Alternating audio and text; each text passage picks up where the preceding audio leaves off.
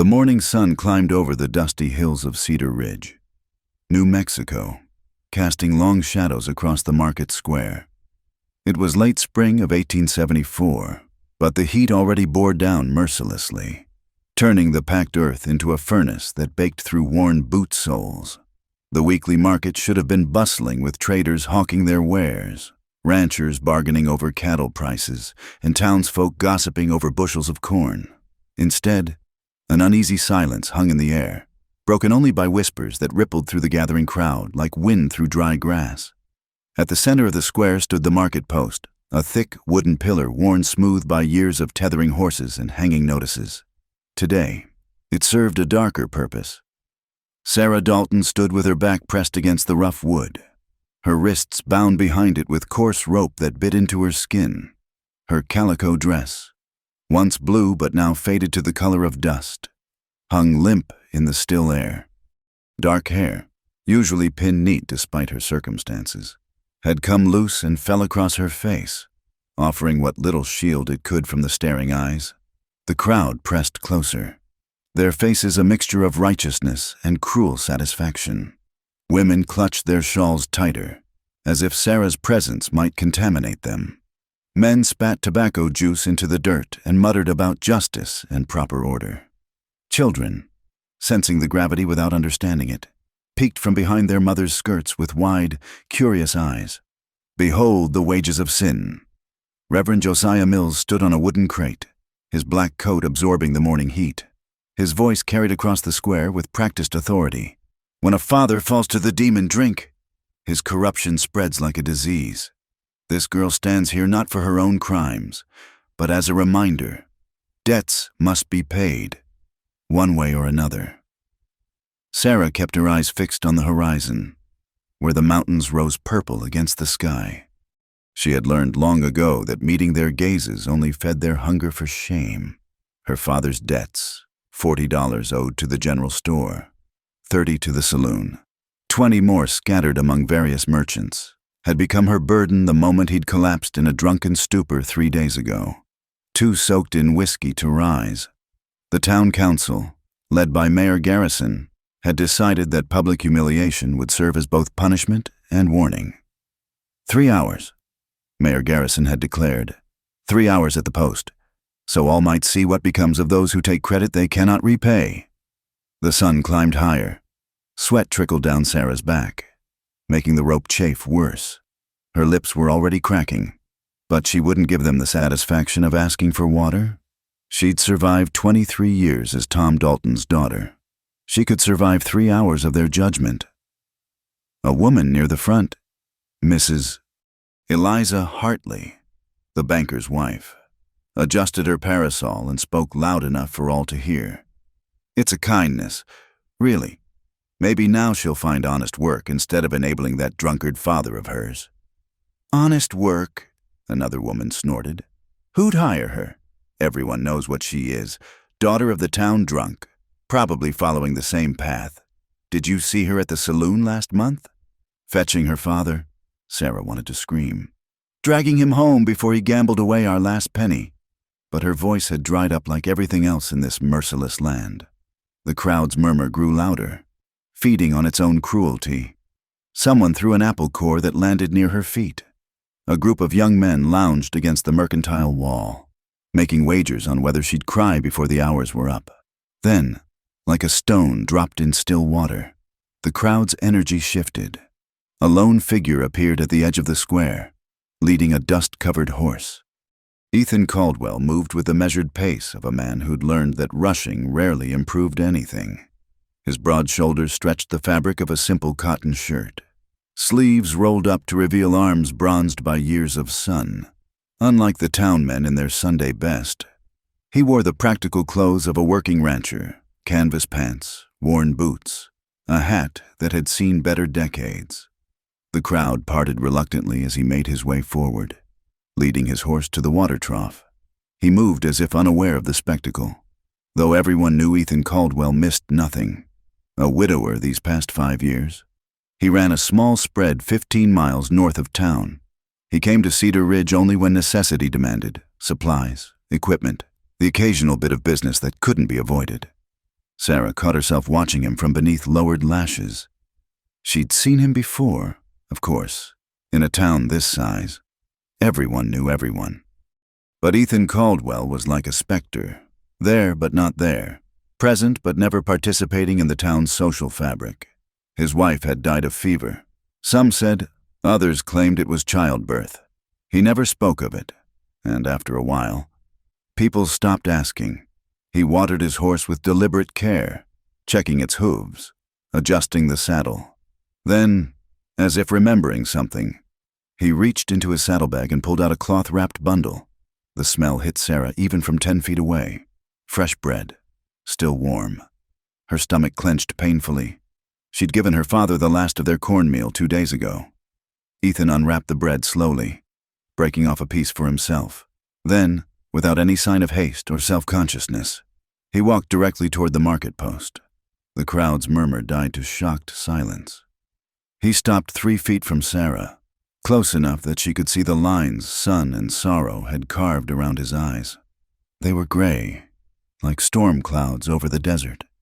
For a long moment, he simply looked at her, not with the crowd's hunger for humiliation, not with pity, but with something Sarah couldn't name. Recognition, perhaps. One human seeing another. Then Ethan Caldwell did something that would be whispered about in Cedar Ridge for months to come. He pulled a knife from his belt, not threateningly, but with the same practical motion he might use to cut rope on his ranch. Stepping behind the post, he sawed through Sarah's bonds with 2 efficient strokes. The rope fell away, and Sarah's arms dropped to her sides, numb and useless. "Sir!" Reverend Mills stepped down from his crate, face flushed. "This woman is serving a lawful punishment decreed by the town council." Ethan didn't look at him. Instead, he took Sarah's hands, gently, as if they were something fragile, and began rubbing feeling back into them. His calloused palms were warm against her cold skin. "The law says 3 hours tied to a post," someone in the crowd shouted. "She's got 2 more to go." Now Ethan did look up, his gaze sweeping across the assembled faces with the same calm assessment he might give a herd before a storm. "Any law that ties a woman like livestock ain't worth following," he said. His voice was low, rough from disuse, but it carried clearly in the morning air. "You want your debts paid? Take it up with Tom Dalton when he sobers up, if he ever does." He pressed the bread into Sarah's hands. She stared at it, then at him, her throat working but producing no sound. The bread was still warm, its crust golden and crackling. Real bread, not the flat corn cakes she'd been making from borrowed meal. Mayor Garrison pushed through the crowd, his face mottled with anger. "Ethan Caldwell, you have no authority here. This is a matter of town justice." Ethan straightened to his full height, several inches taller than the mayor.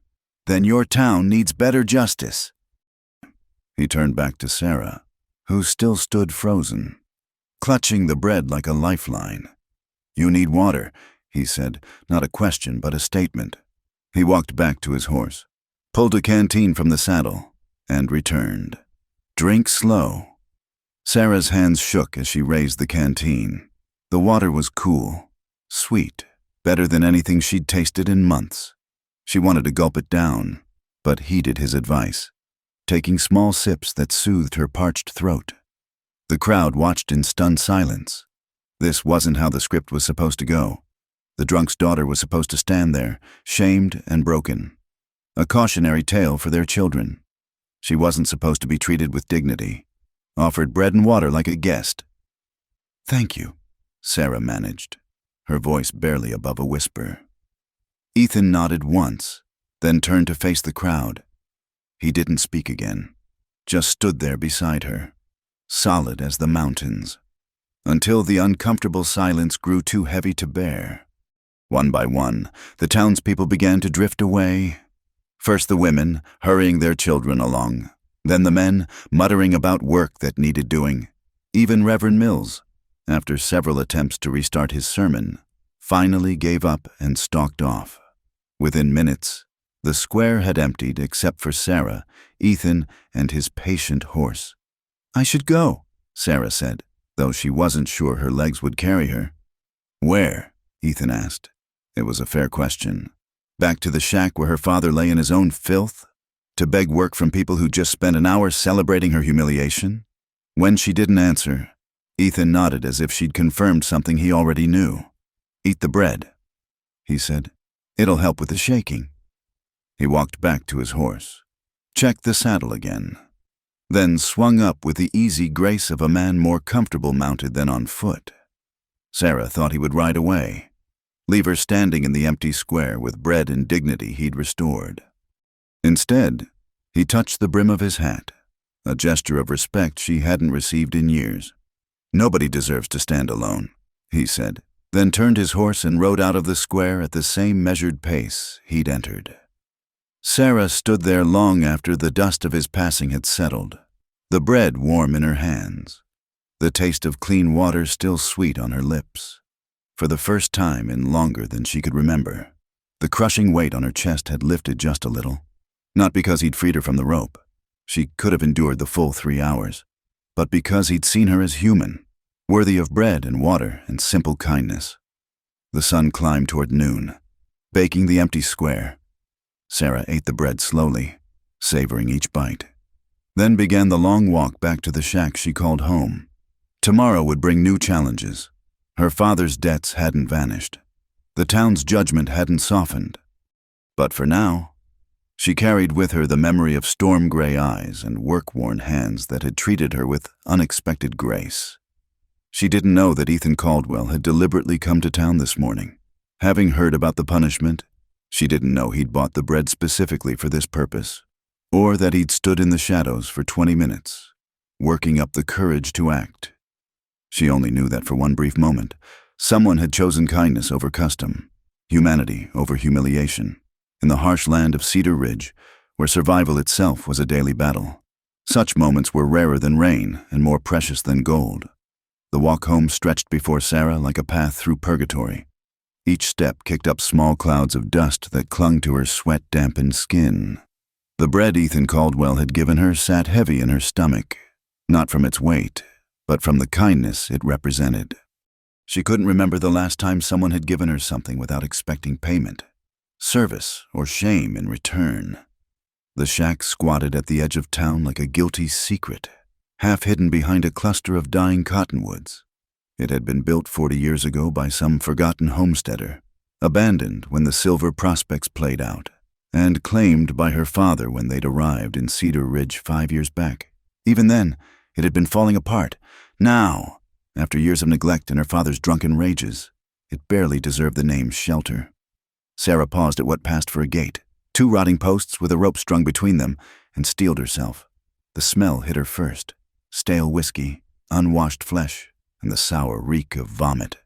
Through the glassless window, she could see her father's form sprawled across the floor, exactly where she'd left him 3 days ago. The door hung crooked on its hinges, scraping against the warped floorboards as she pushed it open. Tom Dalton lay on his side, mouth open, a line of drool connecting him to the puddle of his own making. Empty bottles surrounded him like glass tombstones. His breathing was labored but steady, still alive. Then, Sarah wasn't sure if that was a blessing or a curse. She stepped carefully around him to reach the corner that served as her space, a straw mattress. Patched so many times the original fabric was just a memory. A wooden crate holding her few possessions.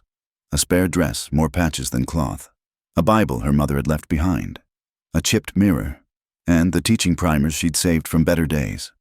On the wall, barely visible in the dim light, hung a certificate from the Territorial Normal School.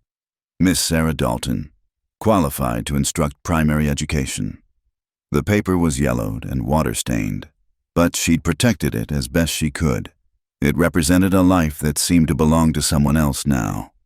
She knelt beside her father, checking his pulse and temperature with the practiced efficiency of someone who'd done this too many times. Still drunk, but not dangerously so. She'd seen him worse. Grabbing the cleanest rag she could find, she wiped the worst of the mess from his face. He stirred slightly, mumbling something about cards and sure bets, then sank back into stupor. The roof leaked in 3 places. She'd positioned buckets to catch the worst of it during the last rain, but the buckets had long since overflowed. Water stains spread across the floor like accusations. The walls, once whitewashed, were now gray with mold and neglect. Gaps between the boards let in wind, rain, and occasionally, small animals seeking shelter. Sarah's stomach cramped, reminding her that bread alone wouldn't sustain her. She checked their food stores, a handful of cornmeal, some jerked meat that was more salt than substance, dried beans she'd been rationing for a week. The root cellar held nothing but sprouting potatoes and the memory of better times. She mixed water with the last of the cornmeal, forming a thin gruel, while it cooked over the struggling fire.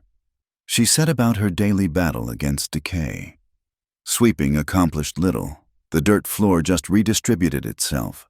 But the motion gave her something to do besides think about the morning's humiliation. As she worked, she noticed something odd. The worst gap in the roof, the one that had been growing wider with each storm, seemed smaller. She stood on a crate to get a better look. Fresh wood covered the hole, rough-cut planks, not expertly placed, but solid enough to keep out the rain. Her heart skipped. She'd assumed the bread was the end of Ethan Caldwell's charity, but this... She searched for other signs. There, the loose board by the door had been nailed back into place. The shutter, hanging by a single hinge, now sat square on two. Small repairs, nothing that would transform the shack into a proper home, but enough to make it more bearable. When had he done this? It must have been while she was tied at the post, when the whole town was gathered to watch her shame. He'd come here, to this place that reeked of failure and desperation, and quietly set about making it better. Sarah sank onto her mattress, overwhelmed. In her experience, men who showed kindness wanted something in return. Yet Ethan had done this in secret, when he couldn't even be thanked, let alone rewarded. It didn't fit any pattern she knew. Her father groaned and rolled over, knocking over an empty bottle. It rolled across the uneven floor with a hollow sound that seemed to echo the emptiness of their lives. Sarah watched it come to rest against the wall, another piece of debris in the wreckage of what had once been a family. She remembered her mother, before the fever took her. Margaret Dalton had been a schoolteacher, proper and educated, with dreams of bringing learning to the frontier. She'd married Tom when he was young and ambitious, full of plans for cattle empires and land holdings, but the frontier had a way of breaking dreams against its harsh reality. Failed ventures, lost investments, and finally, the bottle. Always the bottle. "Sarah?"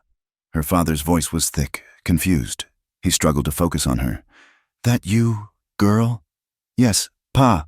"Water," he croaked. She brought him a cup, helping him sit up enough to drink without choking. His hands shook so badly she had to hold it for him. "They had you at the post," he said suddenly, memory flickering behind his bloodshot eyes. "Saw them setting it up. My fault. All my fault." These moments of clarity were almost worse than the drunken rages. In them, she glimpsed the man he'd been, the father who'd once carried her on his shoulders and called her his little scholar. "It's done now," she said quietly. "Should have stopped them. Should have..." He trailed off, already sliding back toward oblivion. "Need a drink. Just one. Help me forget. No more drink. Pa, not today." His face contorted, shifting from pathetic to angry in a heartbeat. "Don't you tell me what to do, girl. I'm still your father." He tried to stand, failed, and collapsed back with a groan. Within minutes, he was unconscious again, leaving Sarah alone with the sound of his labored breathing and the creak of the patched roof. Night fell like a heavy blanket. Sarah lit their single candle, a luxury she usually avoided. But the darkness felt too oppressive after the day's events. She tried to read from her teaching primers, preparing lessons for students she'd never have, but the words blurred together. A soft thud outside made her freeze. Living on the edge of town meant dealing with coyotes, vagrants, and worse.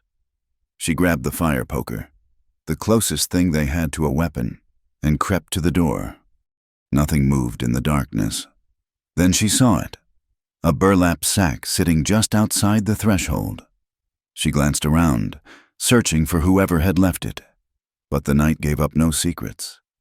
Cautiously, She dragged the sack inside and opened it by candlelight. Potatoes, at least 20 pounds of them, clean and firm. At the bottom of the sack, wrapped in brown paper, lay a small portion of salt pork and a handful of coffee beans. Real coffee. She hadn't tasted it in months. No note, no sign of who had left it.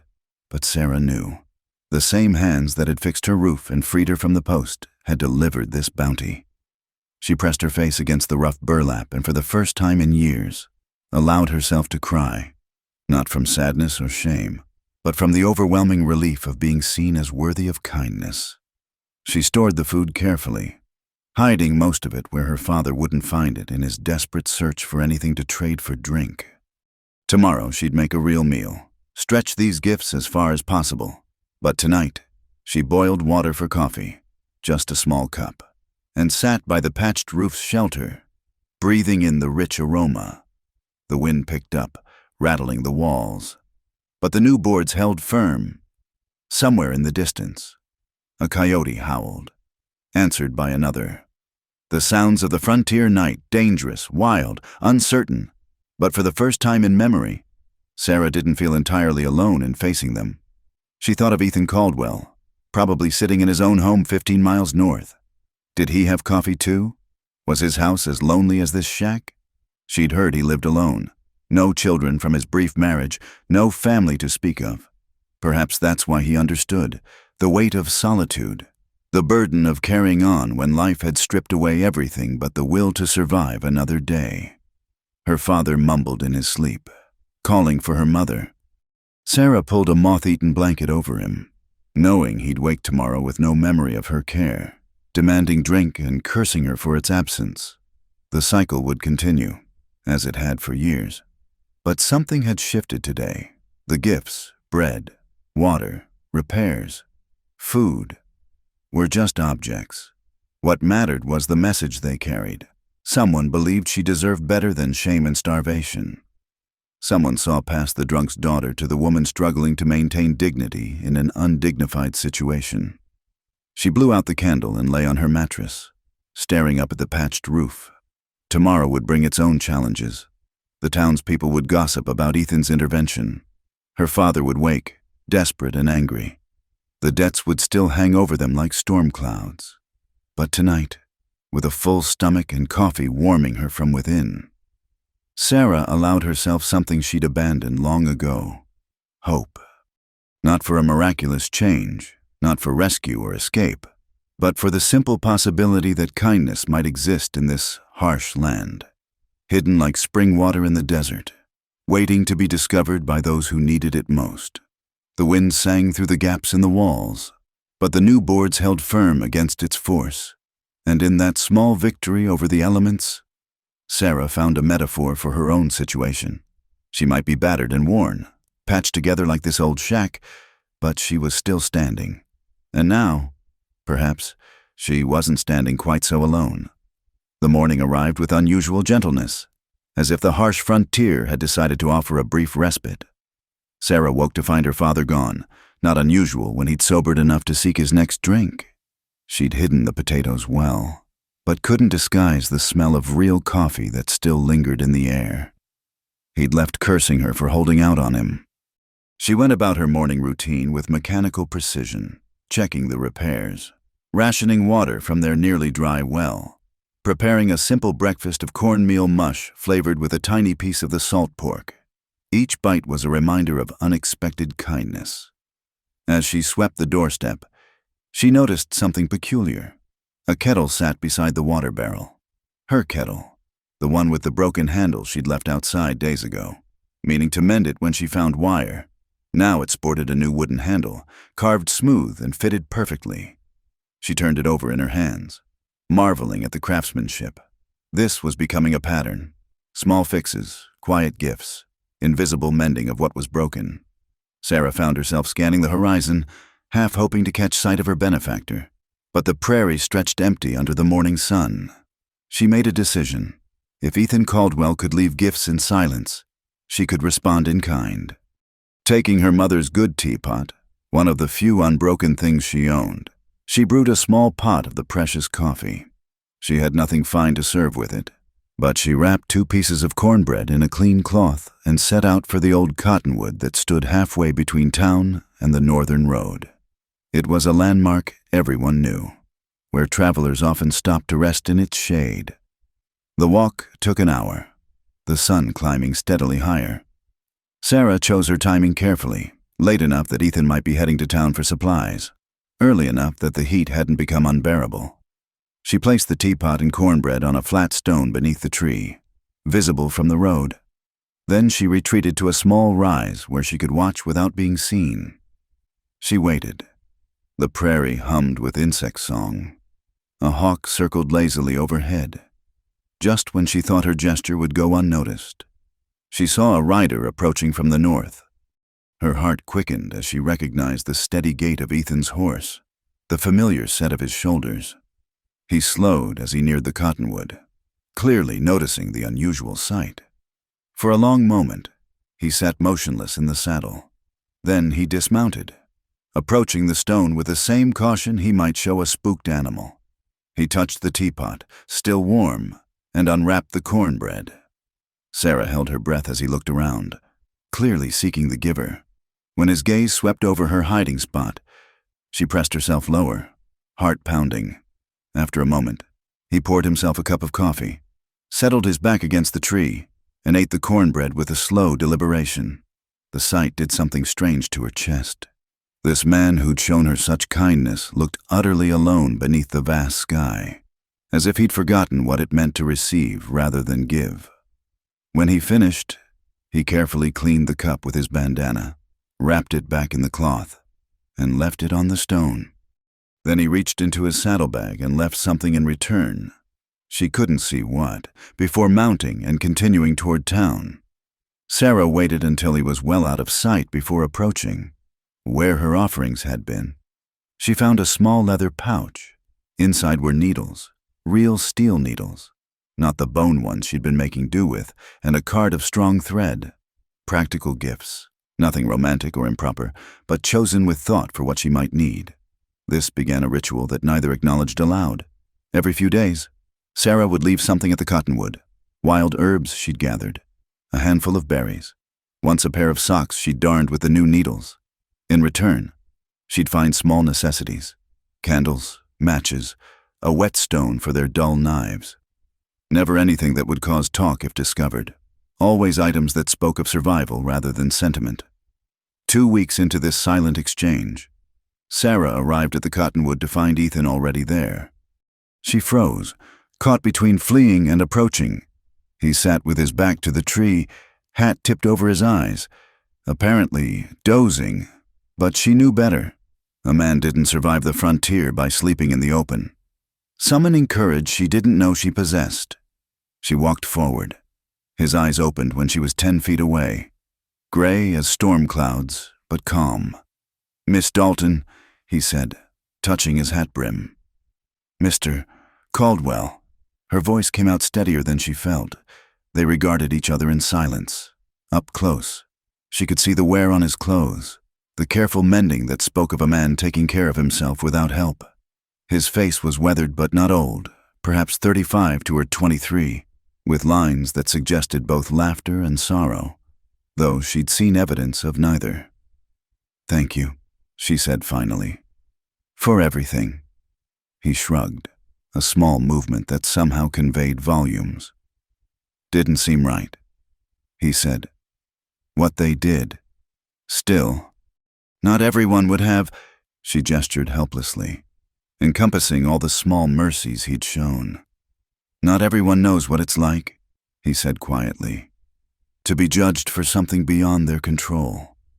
The words hung between them, weighted with unspoken understanding. Sarah thought of his wife, dead these 5 years, and the way townspeople still whispered about it. She thought of her own burden, carrying her father's shame like a yoke. "I should go," she said, though she didn't want to. This felt dangerous, not because she feared him, but because she didn't, in a world where she'd learned to guard against everyone. Ethan Caldwell had slipped past her defenses with cornbread and carpentry. "Wait." He reached into his saddlebag, pulling out a wrapped parcel. Was going to leave this, but since you're here. She took it, fingers brushing his as she did. His hands were calloused, marked by work, but gentle. Inside the wrapping, she found a small slate and chalk. Saw you had teaching certificates, he said, not meeting her eyes. Thought maybe there's children out on the ranges who never see school. Could use learning their letters. Sarah clutched the slate, tears threatening. It was the first time in years anyone had acknowledged her education as anything but wasteful pride. I don't have a way to reach them, she said softly. I might know some families, he offered, if you were willing. Hope, that dangerous emotion she'd been nurturing, bloomed fuller. I'm willing. He nodded, stood, dusted off his pants. I'll send word. They parted then. He toward town, she toward home. But something had shifted. They'd spoken, exchanged names properly, acknowledged the strange dance they'd been doing. It wasn't courtship, nothing so formal or intended. It was simply two lonely souls recognizing each other across the harsh landscape of their lives. The gossip started immediately. Of course, Mrs. Hartley was seen whispering urgently to Mrs. Pemberton outside the Mercantile. Reverend Mills prepared a sermon on the dangers of association with the unworthy. But Sarah found their judgment had lost some of its sting. She had a slate, a promise of students, and the memory of gray eyes that saw her as more than her father's daughter. That Sunday, she attended church for the first time in months. Not from renewed faith, but from a desire to show she wouldn't be cowed. She sat in the back pew, spine straight, wearing her better dress, the one she'd mended with Ethan's needles. Whispers followed her like smoke, but she kept her eyes on Reverend Mills as he preached about the corruption of charity misplaced. When we extend the hand of kindness to those who have not earned it, he intoned, we risk being pulled down into their degradation. The Bible tells us to help the worthy poor, not to enable the dissolution of moral fiber. Several heads turned to look at her. Sarah kept her face calm, though her hands clenched in her lap. Then, a stirring near the door. Ethan Caldwell entered, removing his hat, finding a seat across the aisle from her. He attended church rarely. She knew. His presence now was no coincidence. Reverend Mills faltered slightly but continued. We must guard against those who would take advantage of Christian charity. Who would... Reverend. Ethan's voice cut through the sermon, quiet but carrying. Didn't Christ say something about whoever's without sin casting the first stone? The church fell silent. Challenging the minister during service was unheard of. Mr. Caldwell. Reverend Mills drew himself up. I don't believe you're in any position to quote scripture, given your sporadic attendance. Maybe not, Ethan agreed. But I can read, and seems to me the book has more to say about helping folks than judging them. He stood then, putting his hat back on. Miss Dalton, he said, nodding to her. I reckon there's better ways to spend the Lord's day than listening to hate dressed up as holiness. He walked out. After a moment's hesitation, Sarah stood and followed. Behind them, the church erupted in scandalized murmurs. Outside, Ethan waited by his horse. Shouldn't have done that, Sarah said. Now they'll talk about you too. They already talk. He said, difference is, I don't much care. They stood in the morning sun. The church doors closed behind them. The prairie stretching endless ahead. It felt like a moment balanced on a knife's edge. They could part ways, return to their silent exchange of gifts, pretend this hadn't happened, or, would you teach me to read better? Ethan asked suddenly. I know my letters, can make out most things, but the way you must know words, real education, I never had that chance. Sarah stared at him. This man who'd seemed so self-sufficient, so complete in his solitude, was offering her his vulnerability. Yes, she said. Yes, I'll teach you. He smiled then, the first real smile she'd seen from him. It transformed his weathered face, revealing the younger man beneath the weight of loss and loneliness. Sunday afternoons, he suggested. Under the cottonwood? Sunday afternoons. She agreed. They parted ways then, but the promise hung between them like a bridge spanning the distance their lives had carved.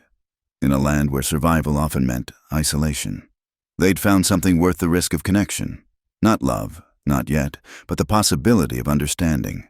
As precious and fragile as rain in the desert, the market square buzzed with its usual Saturday morning energy. Farmers hawked vegetables, ranchers negotiated cattle prices, and townspeople gathered supplies for the week ahead. Sarah moved through the crowd with practiced invisibility, clutching her basket containing 3 jars of wild honey she'd harvested, hoping to trade for flour. She'd almost reached the general store when it happened. A clod of mud struck her boot, splattering across her hem. She turned to find Tommy Morrison, the blacksmith's boy, grinning with his friends. "Look, it's the drunk's daughter," he called out, loud enough for heads to turn. "Guess the apple don't fall far from the tree. How many debts you carrying now? Miss Dalton?" Sarah straightened her spine, forcing herself to keep walking. She'd endured worse, but Tommy, emboldened by laughter from his companions, scooped up another handful of mud. "Hey, I'm talking to you!" The second projectile hit her shoulder, leaving a dark stain on her shawl. "My PA says your father owes him $15. When you planning to pay up? Or maybe you're looking for another fool to bail you out?" The crowd had formed a loose circle now, that familiar hunger for spectacle lighting their faces. Sarah saw Mrs. Hartley whispering to her daughter, saw Marcus Webb from the saloon leaning against a post with an amused smirk. Not one person moved to intervene. "I said." Tommy stepped closer. "When are you—" "That's enough." Ethan Caldwell's voice cut through the noise like a blade. He stood at the edge of the crowd, having just dismounted from his horse. His expression was calm, but Sarah had learned to read the tension in his shoulders, the careful control in his movements. Tommy faltered but tried to maintain his bravado. "Just asking what everyone's thinking. Mr. Caldwell, these Daltons owe half the town." Ethan walked forward with deliberate steps. The crowd parted before him. When he reached Sarah, he did something that stunned everyone into silence. He knelt in the dusty street. Without a word, he pulled a clean handkerchief from his pocket and began wiping the mud from her boots. The gesture was servant-like, humble, yet somehow it carried more authority than any threat. His hands were gentle but thorough, cleaning away every trace of dirt with the same care he might show tending a wound. Sarah stood frozen, acutely aware of every eye upon them. "You don't need to," she whispered. "Yes," he said quietly. "I do." When her boots were clean, he moved to her shoulder, dabbing at the mud stain on her shawl. The crowd watched in stunned silence. This wasn't just kindness. It was a public declaration. In a world where hierarchy and reputation meant everything, Ethan Caldwell was literally lowering himself to elevate her. He stood then, folding the soiled handkerchief and putting it back in his pocket. Turning to Tommy, who'd gone pale, he spoke in that same level tone. "A man's worth isn't measured by his debts," Ethan said, "or by his father's failings. You'd do well to remember that, boy." I didn't mean," Tommy stammered.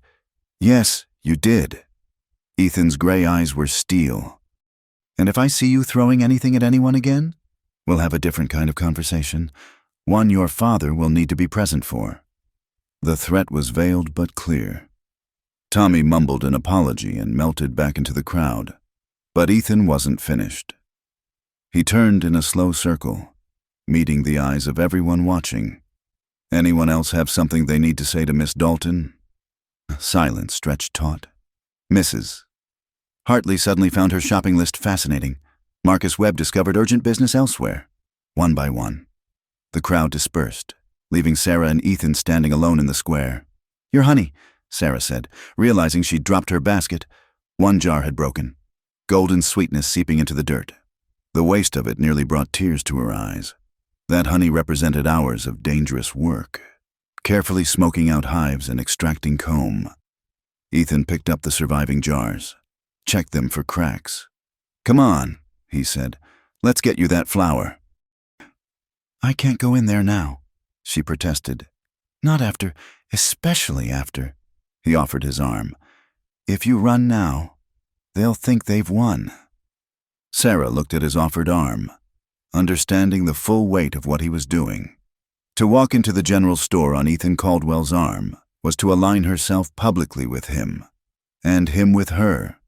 In a town built on rigid social structures, it was almost revolutionary. She took his arm. The general store fell silent when they entered. Mr. Garrett behind the counter looked like he'd swallowed something sour. Ethan guided Sarah forward as if they were entering a ballroom instead of a dusty shop. "Miss Dalton has honey to trade," Ethan announced. "Fair market value for flour, I believe." "Mr." Garrett glanced between them, calculating. Sarah knew he'd been planning to undervalue her honey, as he always did, but with Ethan standing there, solid and immovable, the shopkeeper cleared his throat. 2 jars for a 10-pound sack, he offered, which was actually generous. "Done," Sarah said before he could change his mind. As Garrett weighed the flour, Ethan browsed the shelves with apparent casualness, but Sarah noticed he positioned himself between her and the other customers, a subtle shield against their stares. When business was concluded, he carried the flour to the door. Outside, Sarah finally found her voice. "Why do you keep defending me? You're making enemies." "Already had enemies," he said. "At least now it's for a good reason. But your reputation—" "My reputation?" He gave a short laugh, the sound rusty from disuse. "Sarah, they've been whispering about me for 5 years. Poor Elizabeth Caldwell, dying so young. Must have been something wrong in that marriage. Must have been his fault somehow." It was the first time he'd said his wife's name aloud to her.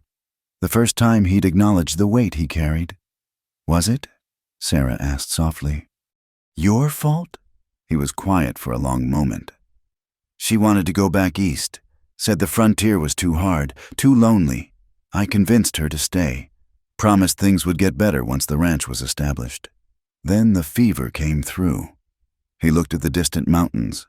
"So, yes, in a way. If I'd let her go home, you couldn't have known." "No, but they don't care about that.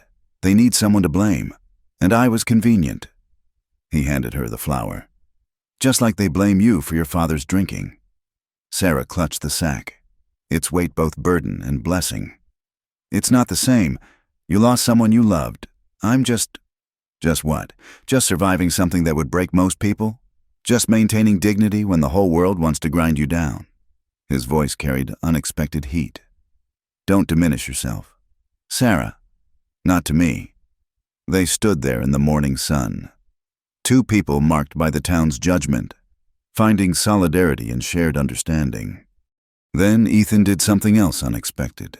He smiled, that rare expression that transformed his face. "Besides," he said, "did you see Mrs. Hartley's face when I knelt? Looked like she'd swallowed a lemon whole." Despite everything, Sarah laughed. It burst from her like water from a dam, surprising them both. She couldn't remember the last time she'd laughed from anything other than bitter irony. "Sunday?" he asked. "For the reading lesson?"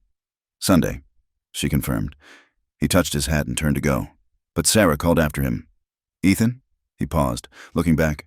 "Thank you for seeing me as more than the drunk's daughter." "You're welcome," he said simply, "for seeing me as more than the widower who couldn't save his wife." That evening, Sarah returned home to find her father in one of his rare, sober moments, sitting on the step with his head in his hands. "Heard what happened in town," he said without looking up. "That Caldwell fellow standing up for you?" "Yes." "I've ruined you. Girl, my debts, my drinking. No decent man will have you now. Not with me as your burden." Sarah sat beside him, studying the man who'd once carried her on his shoulders. "Maybe I don't want a decent man by the town's standards." He looked at her then, confusion in his bloodshot eyes. "Maybe," she continued, "I want a good man instead." That night, she lay on her mattress thinking about mud and handkerchiefs, about public gestures and private pain. Outside, a storm rolled in from the mountains, bringing the blessed sound of rain on the patched roof. It held steady, Ethan's repairs keeping her dry. Tomorrow the town would gossip. Reverend Mills would craft new sermons about the danger of associating with the fallen. The proper ladies would close ranks against her even more firmly. But for the first time, Sarah found she truly didn't care. She'd been marked by shame for so long. She'd forgotten what it felt like to be marked by something else, by respect, by kindness, by the radical act of being seen as worthy. The rain intensified, drumming against the walls like 1,000 fingers tapping out a message. In her mind, she saw Ethan kneeling in the dust, cleaning her boots with the same care he might show tending something precious. Such a simple act, yet it had shifted something fundamental in how she saw herself. She was still the drunk's daughter. That wouldn't change. But perhaps in the eyes of one weathered rancher who knew about carrying unfair burdens, she was also something more. Perhaps that was enough. The storm raged through the night, but Sarah slept peacefully, her dreams filled not with mud and mockery, but with gray eyes that saw past shame to the person underneath. And in the morning, when the sun broke through the clouds, she rose to face whatever came next with a spine straighter than it had been in years. Winter arrived early that year, bringing bitter winds that cut through the valley like knives. Sarah woke one December morning to find frost patterns on the inside walls of the shack and her breath misting in the frigid air. She reached for her father, a habit born of 5 years of checking if he'd survived the night, and found his spot empty but still warm. Strange. He rarely rose before noon, and never in winter when the cold made his joints ache. She wrapped her thin shawl tighter and stepped outside, expecting to find him relieving himself in the bushes. Instead, she discovered him collapsed in the small garden patch, his body twisted at an unnatural angle, lips already tinged blue. "Pa!" She dropped to her knees beside him, checking for breath, for pulse. Both were there, but faint, irregular. His skin felt like ice, despite the fever burning underneath. She tried to lift him, but his dead weight was too much for her undernourished frame. "Help!" The word tore from her throat, though she knew no one would come. Their shack sat too far from town, too isolated in its shame. "Please, someone!" Only the wind answered, carrying away her cries like scattered seeds. With strength born of desperation, she managed to drag him inside, inch by agonizing inch. His breathing grew more labored, rattling in his chest like dice in a cup. She covered him with every blanket they owned, built up the fire until their meager wood supply dwindled dangerously, but still he shivered. The day crawled past in a blur of cold compresses for his fever, attempts to force water between his cracked lips, and prayers to a God she wasn't sure still listened. By nightfall, Tom Dalton had slipped into unconsciousness, his body fighting a battle she could only witness. Sarah sat beside him through the long darkness, holding his hand, remembering the father he'd been before grief and failure had driven him to the bottle.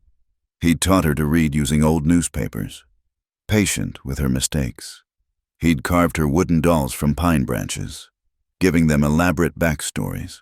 That man still existed somewhere beneath the wreckage of alcohol and regret. Dawn came gray and bitter. Her father's breathing had grown shallow, with long pauses that made her heart stop each time. She knew with the clarity of someone raised on the frontier, he was dying. She couldn't leave him to fetch help, couldn't carry him to town. All she could do was bear witness to his final hours. This man who'd given her life and then slowly destroyed his own. "I'm sorry, Sarah girl," he whispered suddenly, eyes flickering open. His voice was paper-thin but lucid. "Sorry for all of it. Shh, Pa, save your strength." "No." His hand squeezed hers weakly. "Need to say, your mother would be so ashamed. You deserved better. Deserved a father who—" A coughing fit seized him, specking his lips with blood. "You were a good father once," Sarah said through tears. "I remember." "Once," he smiled bitterly. "Once ain't enough, is it? That Caldwell fellow, he's decent. Don't let my failures keep you from having something good." "Pa, please." "Promise me." His eyes, clearer than they'd been in years, fixed on hers. "Promise you won't bury yourself with me." "I promise," she whispered. He nodded, satisfied. and closed his eyes. His breathing grew quieter, slower, until sometime in the gray afternoon, it simply stopped. Sarah sat with him until the sun set, her tears long dried, feeling oddly empty. 5 years of struggle ended between one breath and the silence after. She prepared his body as best she could, washing away the evidence of hard living, dressing him in his one good shirt, saved for occasions that never came. The ground was frozen too hard to dig, so she wrapped him in a blanket and set about the long walk to town for help. She'd barely made it to the cottonwood when she saw a rider approaching, Ethan, returning from somewhere with supplies. He took one look at her face and dismounted without a word. "He's gone," she said simply. Ethan nodded, understanding immediately. "When?" "This afternoon. The cold, and his body just gave out." "I'll help you bury him proper. The ground's frozen. I know a place," he said. "South-facing slope on my land. Sun keeps it softer, if you're willing." The kindness of it, offering her father a resting place on his property, nearly broke her composure. "People will talk. Let them." They returned to the shack together. Ethan wrapped her father's body with practiced care, loading him onto his horse with a gentleness that spoke of experience with death. The ride to his ranch took 2 hours through the gathering dusk. Sarah walking beside the horse, one hand on her father's shrouded form. The grave site was beautiful in its simplicity, a small rise overlooking the valley, sheltered by junipers. Ethan had been right. The ground here was workable. He dug while Sarah gathered stones to mark the plot. They worked in companionable silence, the only sounds the bite of shovel into earth and the whisper of wind through evergreen needles. When the grave was ready, they lowered Tom Dalton into his final rest. Sarah had no Bible, but she spoke from memory. "The Lord is my shepherd, I shall not want. He maketh me to lie down in green pastures. He restoreth my soul." Ethan continued when her voice failed. Together, they finished the psalm, their words carried away on the evening breeze. After the last stone was placed, they stood side by side in the failing light. Sarah felt hollowed out, scoured clean by grief and relief in equal measure. "Thank you," she said, "for letting him rest here. It's peaceful." "Everyone deserves a peaceful end," Ethan replied, whatever their struggles. They walked back toward his ranch house, a modest but solid structure that spoke of careful maintenance. Sarah hesitated at the threshold. "You need food and warmth," Ethan said. "Nothing improper in that."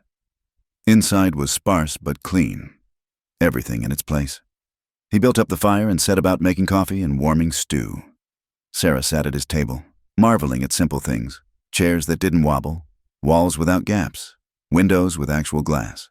"You could have had help," Ethan said quietly, setting food before her. "If you'd asked, he was my burden to carry." "No." His voice was firm. "He was your father. That's different than a burden." They ate in silence, but it was the comfortable quiet of shared understanding. When exhaustion finally claimed her, Ethan gave up his bed, taking blankets to the barn despite her protests.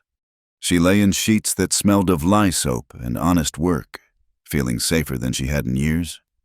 Morning brought decisions.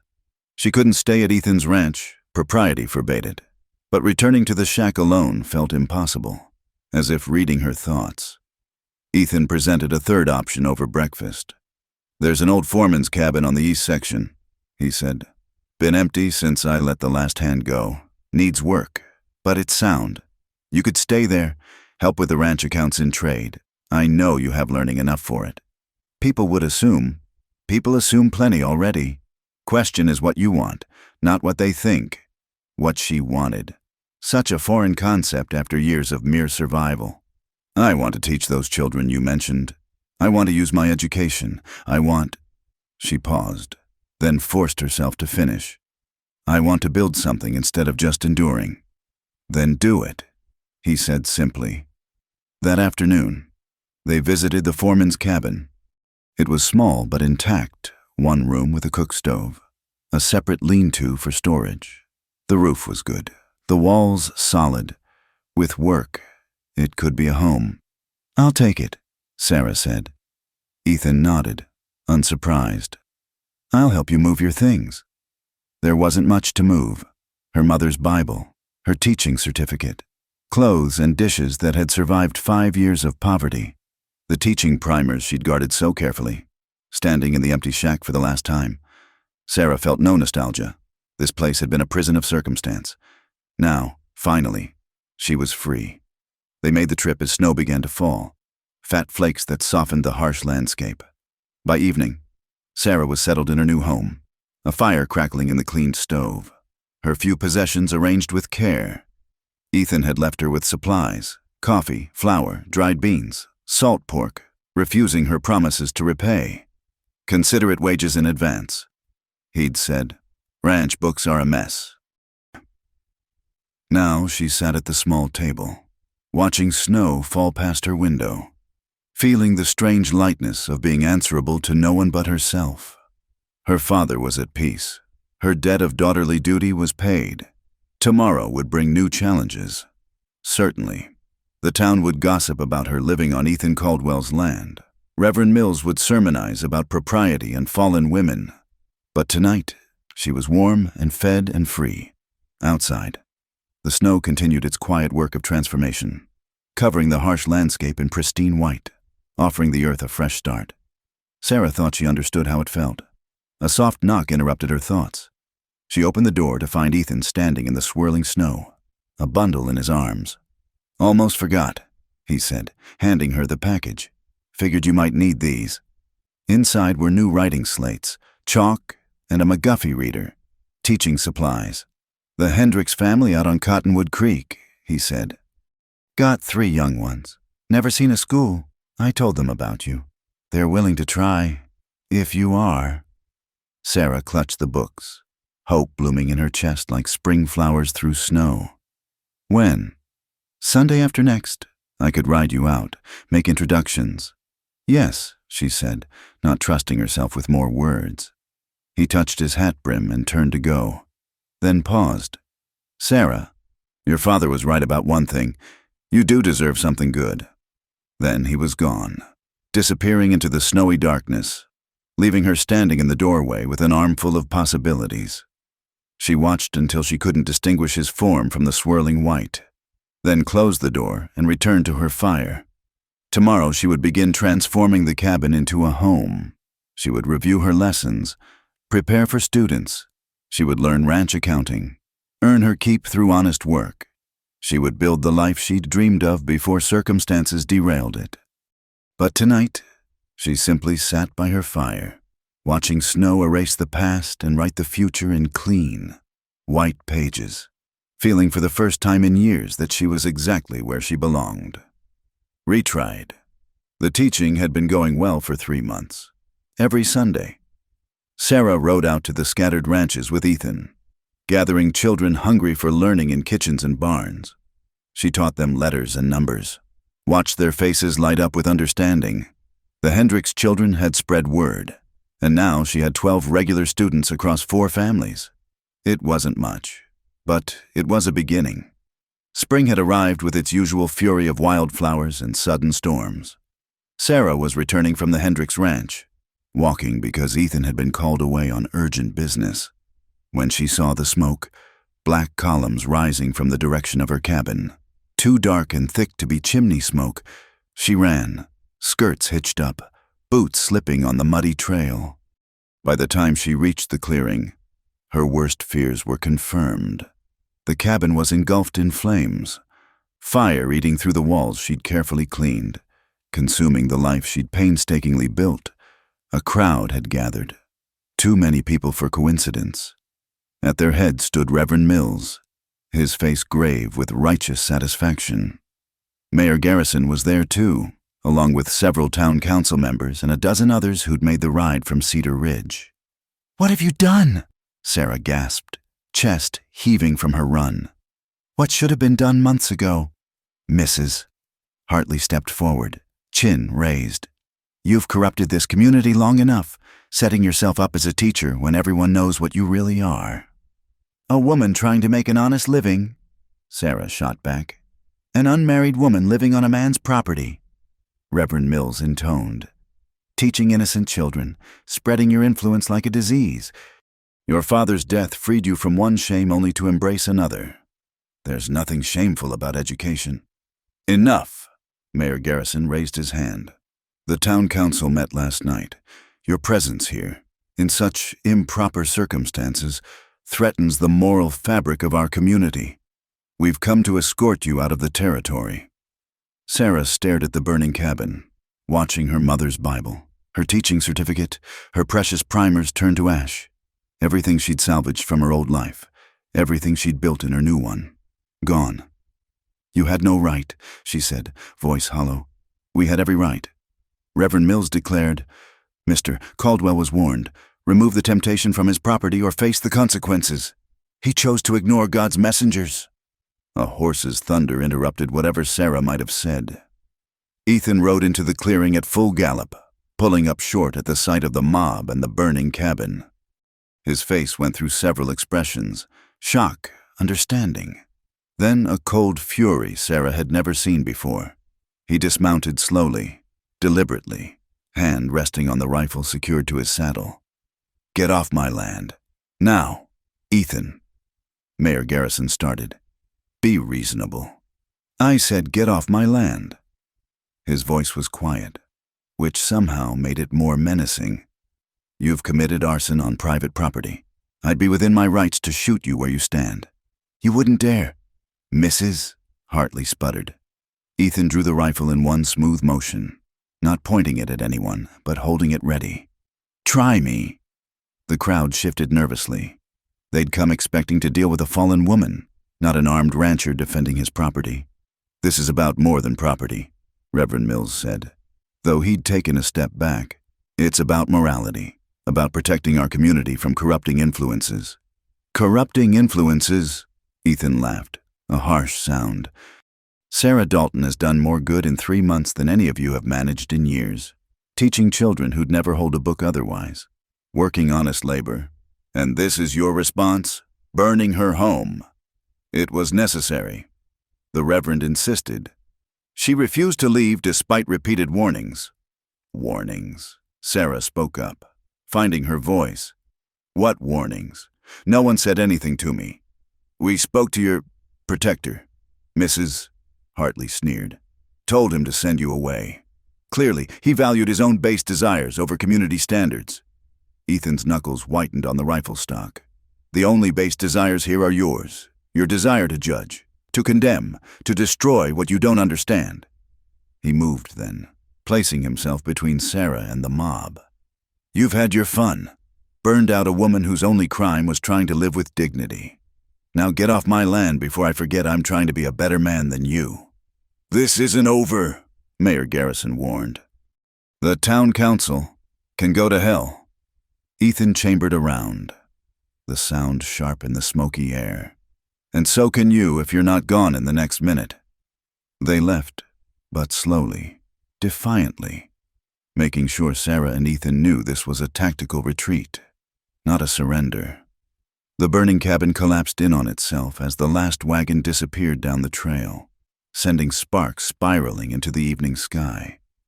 Sarah stood watching her life turn to ash, too numb for tears. Everything, her books, her few precious belongings, the new life she'd been building, gone. Sarah, Ethan's voice was gentle now, the rifle lowered. I'm sorry. I should have seen this coming. They said they warned you. He nodded grimly. Last week, Reverend Mills and some others told me you had to go or there'd be consequences. I thought they were just blustering. Why didn't you tell me? Because I hoped. He paused, then seemed to decide on honesty. Because I hoped they'd see what I see. A woman of intelligence and character, making something of herself despite everything. I was a fool. Sarah laughed bitterly. We both were, thinking we could ignore their rules, live as we pleased. We can rebuild the cabin. No. She turned to face him. They'll just burn it again. Or worse, they've made it clear. I'm not welcome here. Then they're not welcome on my land. I'll post guards. Ethan. She touched his arm, feeling the tension there. You can't fight the whole town, and I won't be the cause of violence. So what? You'll just leave? Let them win? Sarah looked at the dying fire, then at the man who'd shown her more kindness than she'd ever expected to find. I don't know. I need to think. He nodded slowly. Come back to the house. It's getting dark. This time, propriety was the last thing on either of their minds. Sarah sat at Ethan's table, wrapped in a blanket, while he made coffee and tried to salvage what comfort he could from routine. Neither spoke for a long while. Finally, Ethan broke the silence. I have a proposition. Sarah looked up from her untouched cup. It's unconventional, he continued. But then, nothing about our friendship has been conventional. He took a breath. Marry me. The words hung in the air like smoke. Sarah stared at him. Sure she'd misheard. Not for love. He clarified quickly. I mean, not that I don't, that's not what I... He stopped, collected himself. For protection. As my wife, you'd have legal standing. The town couldn't run you off without running me off too. And I've been here longer, have more ties. Ethan, I know it's not what you dreamed of. A business arrangement more than a romance. But you'd be safe. You could teach openly. And He paused. I'd have someone who understands. Someone who doesn't look at me and see only a widower who failed his wife. Sarah studied his face. This man who'd knelt in dust to clean her boots, who'd buried her father with dignity, who'd stood between her and a mob with only a rifle and righteousness.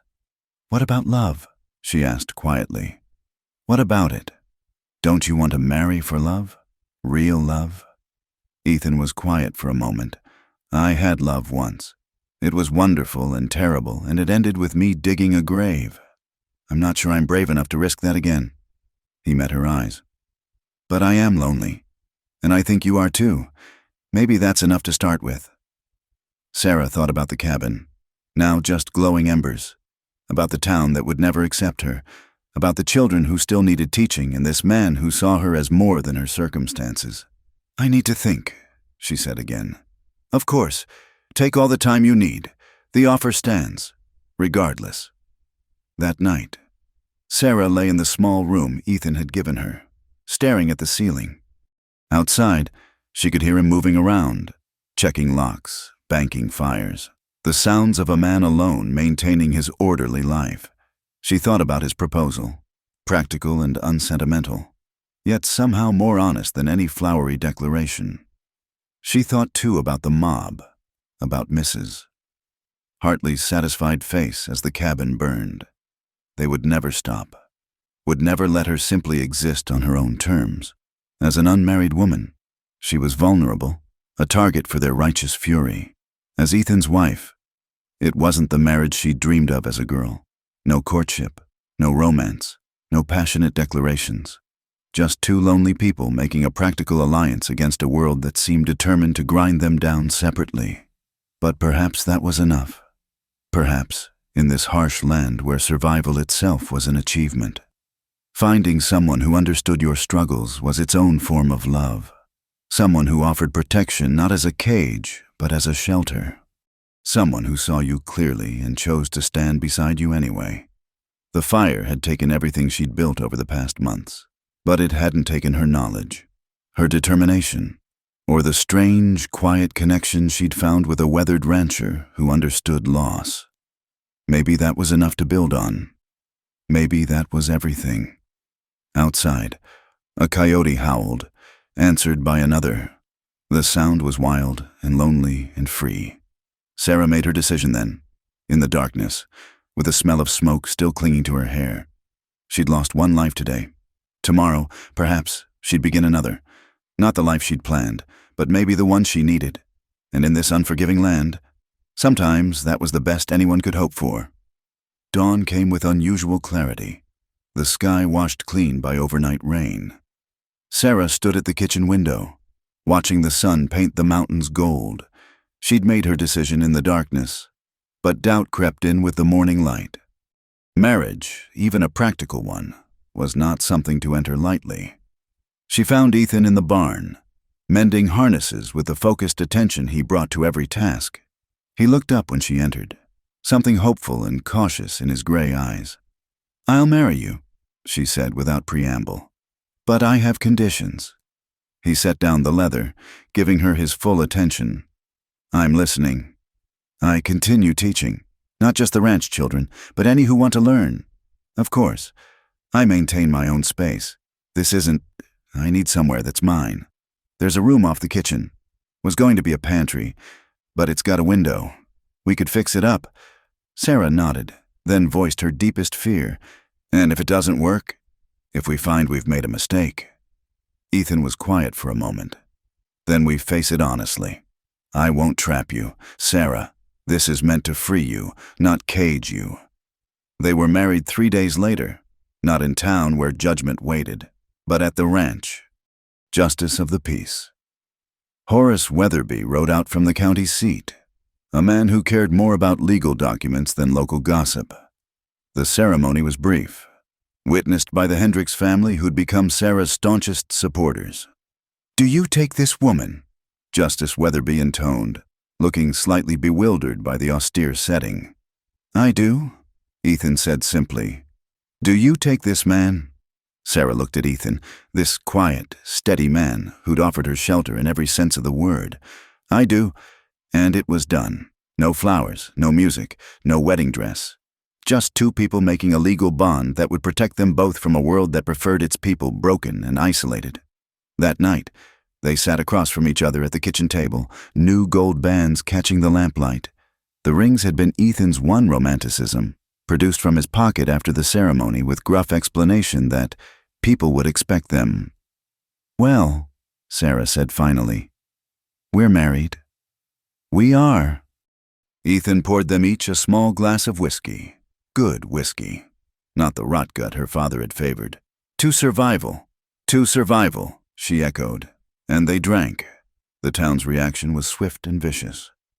Next morning, Reverend Mills himself appeared at the ranch, Mayor Garrison and several councilmen in tow. Sarah watched from the window as Ethan met them in the yard, rifle prominently displayed against the porch rail. "You've made a grave error," the Reverend announced. "Marrying that woman." "My wife," Ethan interrupted. "You'll speak of my wife with respect or not at all." "Your wife," Mills spat the word, "is exactly what she was before, a corrupting influence. A piece of paper doesn't change that." "Actually, it does." Ethan's voice carried the satisfied tone of a man who'd thought things through. "See, as my wife, Sarah has all the legal protections that brings anyone who threatens her, threatens me. Anyone who harms her property, harms mine. And I believe Marshall Carson takes a dim view of arson, especially when it's motivated by personal grudges." Mayor Garrison stepped forward. "Now, Ethan, no one's talking about involving federal marshals. Aren't they? Because burning down a cabin on private property sounds like something a marshal might want to investigate, especially if he heard how a mob ran a woman out for the crime of teaching children." The mayor's face flushed. "You wouldn't dare bring outside law into this." "Try me." Ethan smiled, but it didn't reach his eyes. "I've already written to Marshal Carson. Letter's ready to go. Give me a reason to send it." The delegation exchanged uncertain glances. They'd expected to find Ethan shamed, apologetic, ready to negotiate. Instead, they faced a man who'd turned their own rules against them. "This isn't over," Reverend Mills warned. "Yes," Ethan said firmly. "It is. My wife will continue teaching anyone who wants to learn. We'll attend town functions as we please. And if anyone threatens her or our property again, I'll bring down every legal authority I can find. Are we clear?" They left without answering, but their retreat spoke volumes.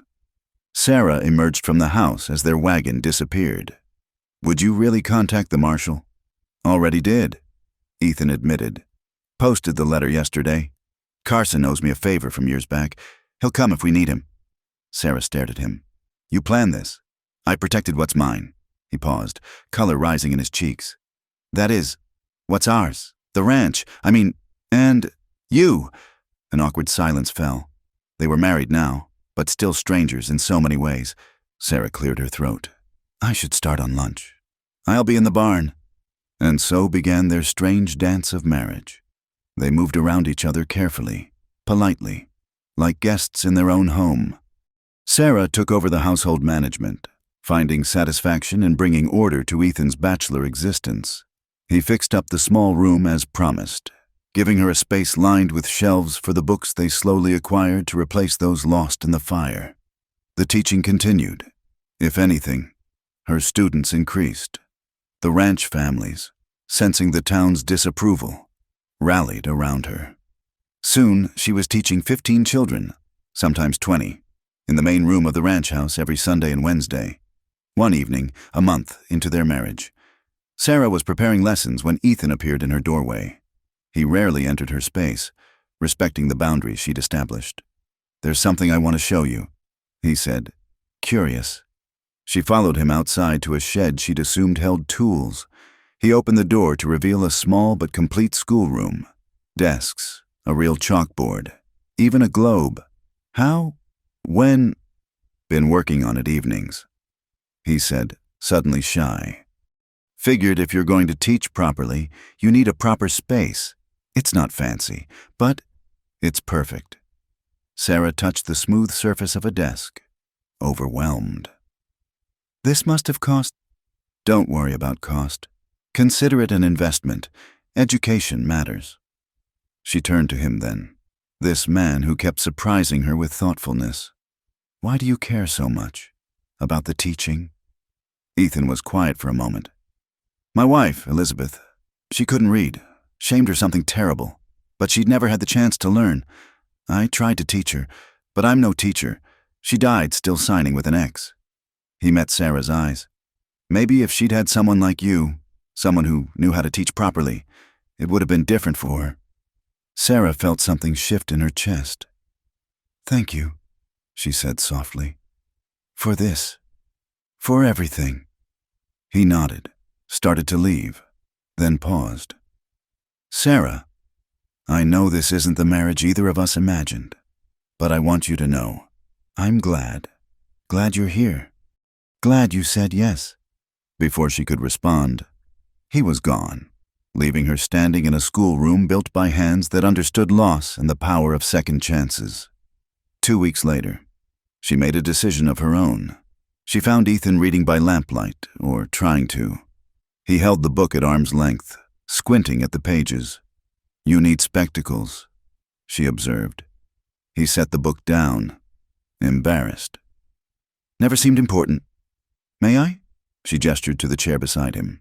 When he nodded, she sat closer than she ever had before. "Show me where you lose the words." For the next hour, she helped him work through the text, patient with his struggles, encouraging when he succeeded. It became a nightly ritual, Sarah helping Ethan navigate the books he'd always wanted to read but couldn't quite master alone.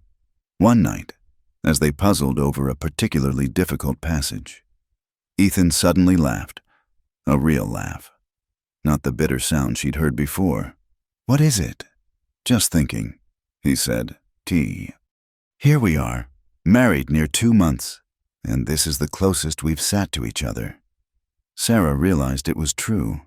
They'd maintained such careful distance, honoring the business nature of their arrangement. But now, shoulders almost touching as they bent over the book, that distance seemed foolish. "Is that bad?" she asked. "No," he said quietly. "It's good. It's very good." Their eyes met and held. Something passed between them. Not passion, not yet, but possibility. Recognition that what had started as protection might grow into something more. Given time and patience and the courage to let walls fall, a knock shattered the moment. Ethan answered the door to find young Timothy Hendricks, breathless from riding hard. "It's the Reverend," the boy gasped. "He's coming with near half the town. Pa sent me to warn you. They're saying since the marshal hasn't come, they'll handle things themselves." Ethan's face hardened. "How long?" "Hour, maybe less." Sarah stood, ice in her veins. They were coming to finish what the fire had started. But this time, she wasn't the same woman who'd stood passive at the market post. This time, she had a home worth defending. "Timothy," she said calmly, "ride to the other families. Tell them what's happening. Tell them we need witnesses." The boy nodded and ran for his horse. Ethan was already loading rifles. "You should go," he said. "Take a horse. Ride for the county seat." "No." Sarah picked up a rifle, checking it with hands her father had taught to shoot years ago. "I'm done running. This is my home. Our home. We defend it together." Ethan looked at her, his wife in more than name now, partner in this stand against those who would break them. Together. He agreed. They took position on the porch, weapons visible but not aimed, and waited. In the distance, torches flickered like angry stars. The mob was coming, bringing judgment and fire. But this time, Sarah Caldwell, no longer Dalton, no longer alone, would be ready for them. The torches grew closer, their light dancing across the prairie like fallen stars. Sarah counted at least 20 riders, maybe more.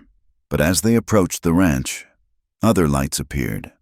Lanterns carried by the Hendricks family, the Millers, the Johnsons, and others. The ranch families had answered her call.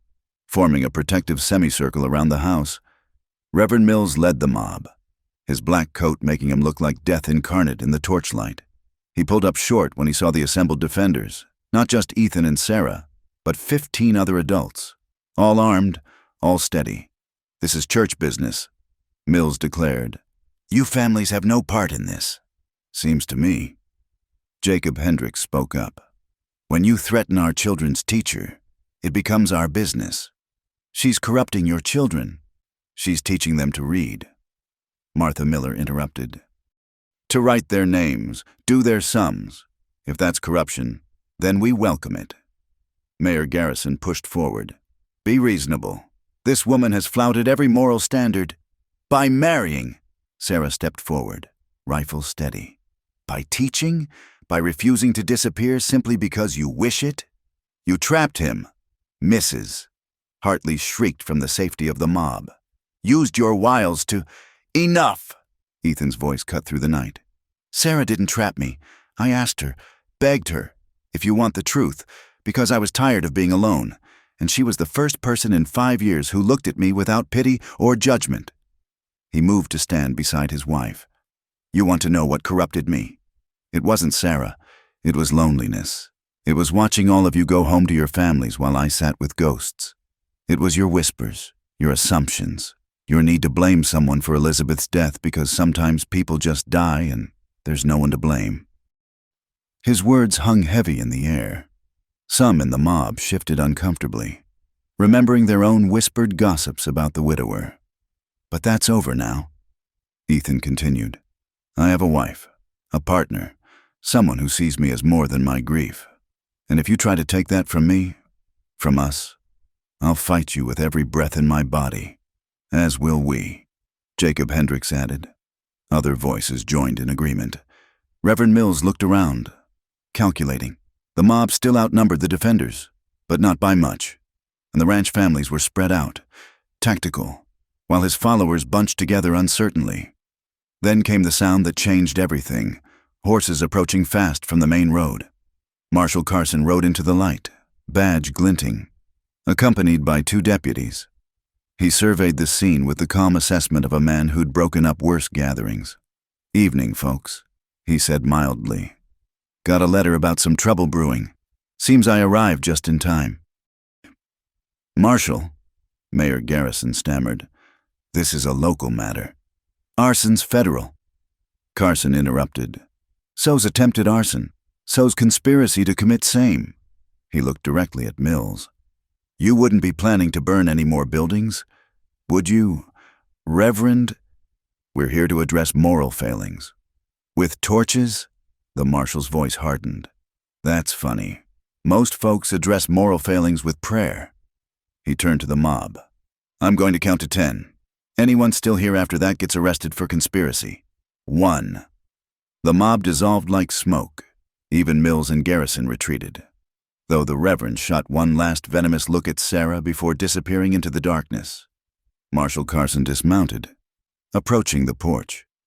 "Mr. Caldwell, Mrs. Caldwell." He touched his hat to Sarah. "Don't think they'll trouble you again, but I'll stay in town a few days. just to be sure. "Thank you, Marshall." Ethan said, "Don't thank me. Thank your letter. Made good reading. Especially the part about a town burning out a school teacher." He grinned. "Federal education initiatives are mighty popular back east. Would hate for word to get out that Cedar Ridge opposes education." After the marshal left and the ranch families dispersed with promises to check in tomorrow, Sarah and Ethan stood alone on their porch. The night felt different somehow, cleaner, as if the confrontation had cleared more than just the immediate threat. "You called me your partner," Sarah said softly. "You are." Ethan turned to her. "Started as protection. I know, but somewhere along the way," he struggled for words. "That first day, when I saw you tied to that post, you weren't broken. Hurt, yes, shamed, but not broken. And I thought, there's someone who understands, someone who knows what it's like to carry weight that isn't yours to carry.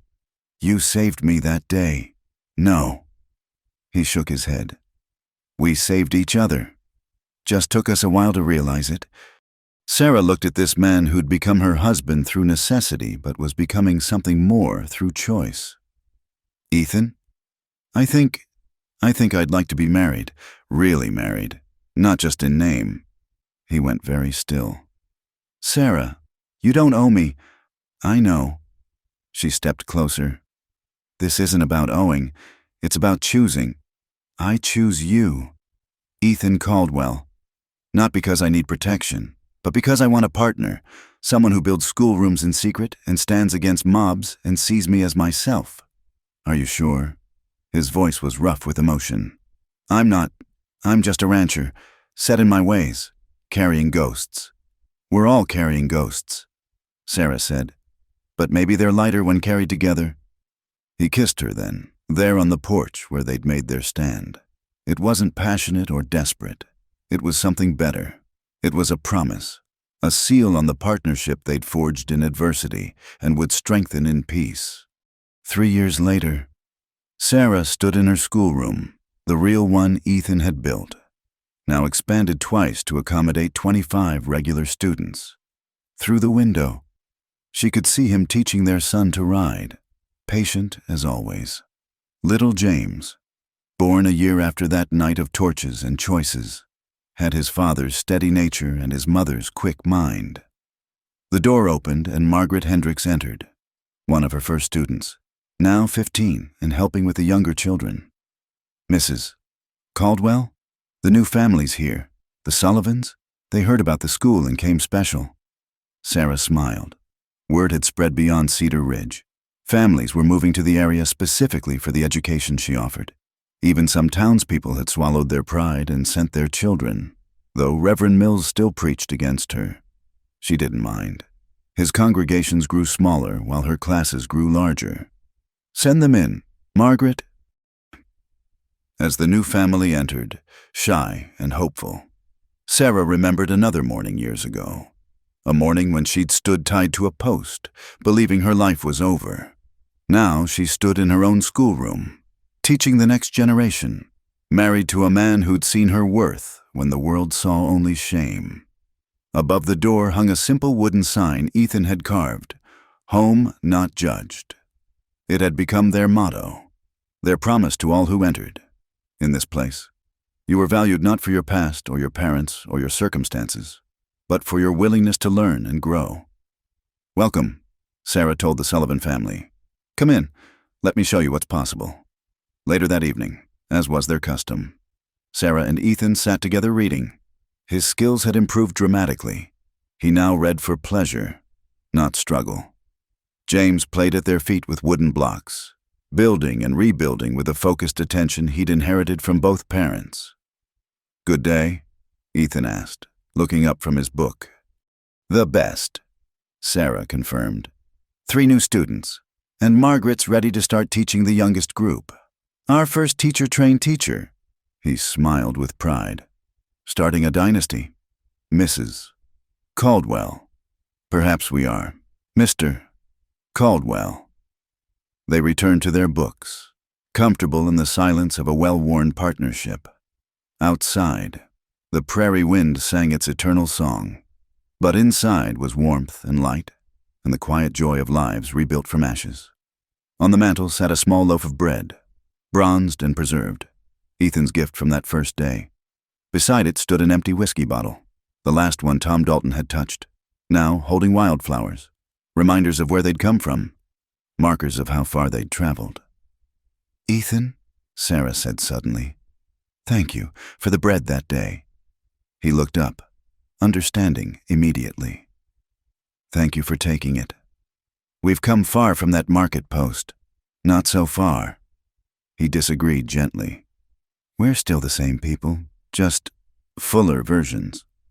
Like we were sketches then, and now we're the whole picture." Sarah considered this. "I like our picture." "So do I." James toddled over, holding up his arms. Ethan lifted him, settling the boy between them. Their son immediately reached for the book, fascinated by the mysterious marks that so captivated his parents. "Story?"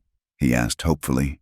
"Always," Sarah promised, pulling out a primer. "Let's start with A is for apple."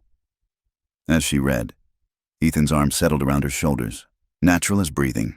This was what they'd built from the ashes of judgment and pain. A family, a school, a life. Not perfect, but real. Not easy, but worthwhile. The lamp burned steady against the gathering dark, illuminating three faces bent over a book. Teacher, rancher, and child, bound by choice and love and the radical belief that everyone deserved a chance to become more than their circumstances. Outside, Cedar Ridge slept, still wrestling with change. But here in this house, not judged.